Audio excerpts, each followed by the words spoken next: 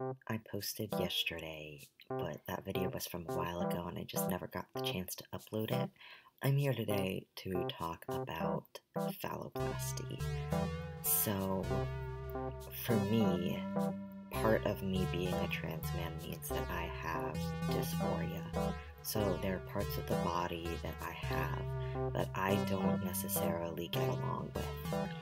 This has happened with my hair, with my voice, with my chest, a lot of different things where I've had fixes done, such as surgery, hormone replacement therapy, to help me pretty much just feel better about what I have.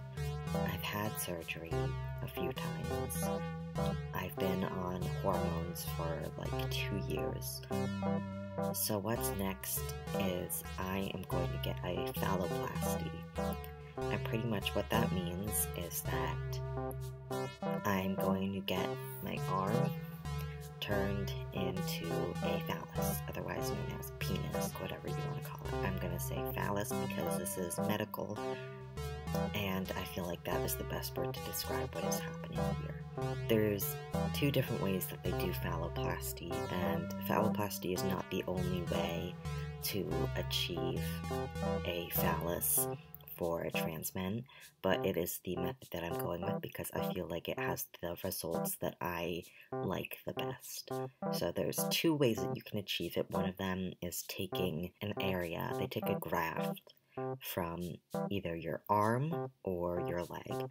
The leg, because your leg is thicker than your arm, they tend to come out a little bit bigger, and so I decided to go for the arm, also known as the radial, I believe, just because I liked the way that it looked a lot better. I felt like the leg was a bit too bulky for what I was looking for. The typical length that they take is 5.5 inches. I am a small boy.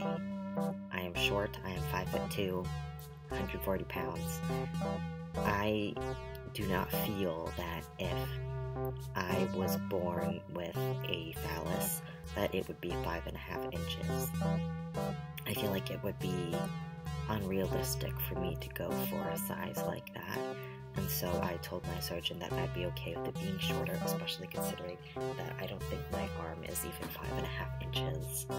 Right now, the process looks like this. I've gone to a laser hair removal treatment to remove the arm hair from the site, so that way, should they decide to make a urethra as per my request, it would not have hair in it, and then it would prevent UTIs and other infections that might happen, because another part of it, depending on whether I want to go through with it or not, I have plenty of time to decide, is that they would take the side of the arm and use that to extend the urethra so I could pee through it. I don't know about that, because right now they said that the complications risk is 30 to 40%, and I don't like how big that number is, and they said that the fixes for it are very easy and quick, but I feel that I would be happier without having to worry about it at all. I don't get dysphoric from having to sit to pee, so I would be fine if I still have to sit to pee. That just means that I'd keep the hole that I have.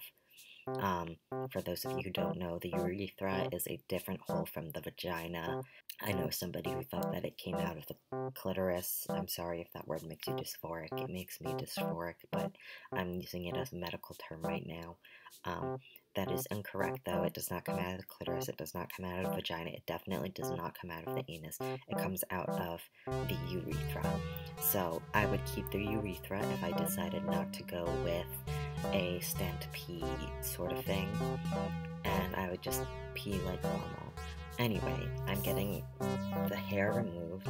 I also am getting it removed over here because that's the hair that they're going to use to create the phallus, and I prefer to have a hairless phallus just because I feel like that's the look that I would be going for. Yeah, the first step is I'm going to these laser hair removal treatments.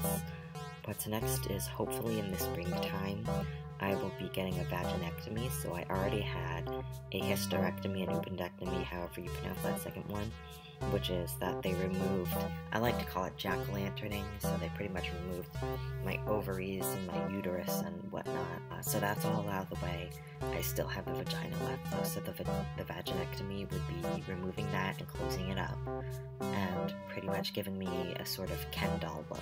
So then, after that, it will take some time to recover, and then hopefully in the beginning of summer, I can go into the phalloplasty process, where they'll take the donor graft from my arm, and they'll attach it to my wee-woo. The reason why they can't take it from somebody else is because then it is more likely that the body will reject it. You'll have to be on anti-rejection medications and whatnot, and it makes it very, very difficult to keep the phallus. So the best way to go about it is taking from your own body. So that's why it's coming from my arm. It is a rather gruesome amount that they're taking off, so I believe what they also do is take a skin graft from the leg to cover up the arm and make it look a little bit more natural. I was not originally too fond of the phalloplasty, but the doctor I'm seeing right now, Dr. Jonathan Keith, seems very knowledgeable. He's talked about some work that he's done. He's shown me his results, and he was saying that he does the procedure in multiple steps instead of doing it all at the same time, because he feels that it eliminates a lot of the complications and complication risks, and I feel that because he knows these things, he is very reliable. And all of the pictures that he showed me, I was rather fond of. They looked pretty good, considering some of the other phalloplasties I've seen, and the scarring that he's had. It looked like in a lot of them that they matched color with the original flesh, which is something that interests me a lot. Something that could happen in the future, which I'm anticipating will happen, is that I will get testicle implants. So that's pretty much it. They take the little flaps that you have already and then they just put testicles in it. And then they can also put a pump system in, so that way you can squeeze the testicles and it'll pump up the phallus and then you can have sex. My surgeon says that every single person he's performed the phalloplasty on has been able to orgasm through its stimulation. So it'll function very much like a normal phallus, should everything go correctly, and I imagine that it will. So this is a big decision that I've made, but it's something that I'm very comfortable making. I just realized that my little... Look at her. So this is a very big decision that I've made, and I've been thinking about it for some time, and hopefully I'll keep you all updated. I haven't been the best about that, but I'll keep you guys updated on everything, and so hopefully if this is something you're considering, or maybe not even considering, because I know I wasn't at first, you can have me as your reference. Bye.